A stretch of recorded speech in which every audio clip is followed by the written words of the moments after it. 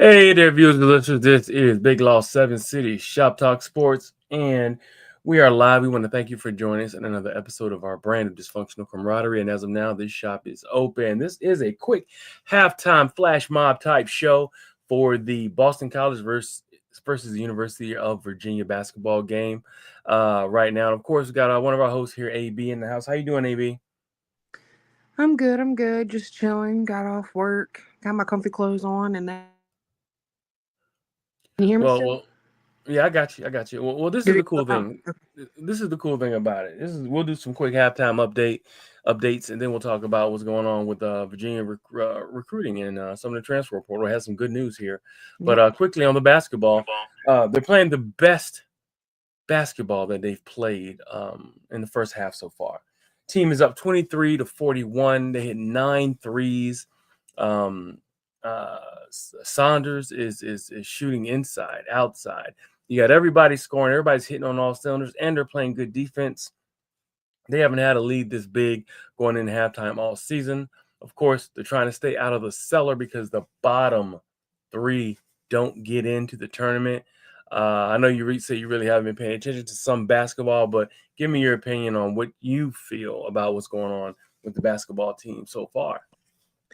I mean, yeah. I haven't been able to just pay much attention, just work and life and stuff. But I've kept up with this schedule and what we've played so far.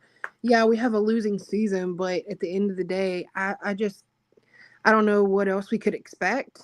Um, we have to understand that we are in a learning curve. So take the wins where we get them Sure, and take the losses where we get them. And it is what it is. Everything's going to be a learning curve for this whole team. I mean, yeah, he was on the coaching staff, but he wasn't the actual head coach. So you sure, have to expect that there's going to be some ups and downs. There's going to be, just like any changing of leadership, there's going to be some change. And I think until he kind of really gets settled in, we're going to see this. And, tonight we are beating the brakes off of him so far at halftime, which is a great thing. But at the same time, we just gotta enjoy it while we can, and just see what else we can do this season, especially with our coach leaving right before the season. my So man Tom Goodhans in the chat. What's going on, Tom Goodhans? Thank you for tuning in, brother. Yeah, I agree with you on that. Sanchez, Coach Sanchez came into the season thinking he's going to be, the right hand man. It's a big difference when you're saying, nope, you're the king now, you know, and it's up to you to rule everything and to run everything. And I kind of feel like they're still trying to figure out what their identity is, and that's what they're doing.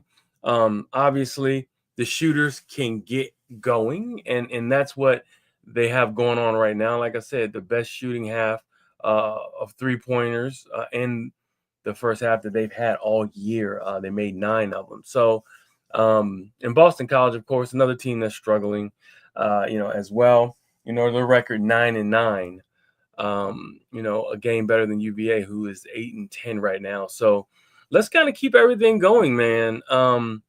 With this program, I think if he continues to open it up a little bit and allow these guys to take shots, of course, we're at home. With a team like this that's still uncertain. Typically, teams play better at home, especially when they're not as stable. The comfy confines of home have always done well for teams that are in their position. So let's cheer this team on for what they have going on. They want to stay out of that cellar, which is the bottom three of the ACC, and get to the ACC tournament. Go Wahoos, and let's see what Coach Sanchez has up his sleeve for the second half. Now, getting into the transfer portal. Now, I'm excited. For those out there who are paying attention, I am my man Tom Goody. What's up, brother? Yeah, I'm gonna keep doing it, man. I'm gonna keep on keeping this thing running. But yeah, back to the transfer portal for UVA. He's doing some things that maybe a lot of people didn't think he could do. He has, not only is he not pulling FCS players like some of our hosts will joke about, he's actually pulling some players in that are sought after by other big this time programs. I this love one the pickup. today, Yeah, whoo wee, I love that. what? Yeah, I love that. So he's going to be the stand up end. I'm thinking in that 3-3-5 defense that they like to run. And he will rush, he'll set the edge. So he's gonna be kind of be like a hybrid defensive end, outside linebacker. He's huge. He's 6'4", 260 pounds. And I could definitely see him helping that defense. He's also coming from a high. Hey, what's going on? My man Tim Wright in the building. He goes, yes, winning streak starts with one game. So let's get it going. My man, great advice. And let's keep that thing going. My man Sherm, my man from way back in the day. Him and I go way back. That's my buddy, my bro there from way back. Yeah, we'll talk when we get together, Sherm. Thank you for tuning in, everybody. But yeah, so when we um so when we look at this transfer portal, and if you go to some of these other um, services that rank some of the talents that come and go inside of some of these football programs, UVA is ranked top 30. Some had them ranked top 25 before a lot of the shakeout from a lot of the other teams, because Well, a lot. today should really boost us up, though. It'll boost them. The thing about it, a lot of those other teams had a lot of kids come in as well. But for Virginia, this is a big get. Oh, This for is a sure. big get. And a lot of these kids. I mean, the kid from Alabama, the lineman from Louisville, the lineman from UAB. All these guys were highly sought after. A wide receiver from JMU.